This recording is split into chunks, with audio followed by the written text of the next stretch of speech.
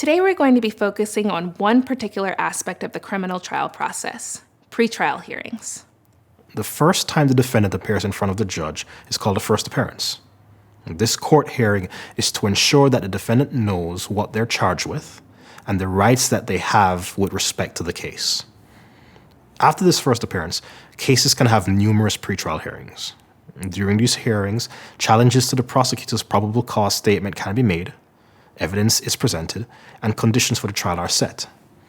Unlike in the movies, most evidence that's allowed at trial is determined before the trial starts, so that there aren't surprise pieces of evidence that pop up later. So what are some examples of evidence that one side might challenge before the trial starts? Usually in criminal trials, it's the defense that argues that a piece of evidence the prosecutor wants to bring in was not legally obtained. For example, let's say someone was charged with being in possession of marijuana in a motor vehicle, which is a misdemeanor in Minnesota. Let's say the defense believes the white officer pulled over the defendant, who was black, simply because she was black, and for no other reason, like speeding or swerving. Well, in this case, the defense would argue to the judge that the police had no legal reason to pull their client over, and therefore the stop itself was illegal.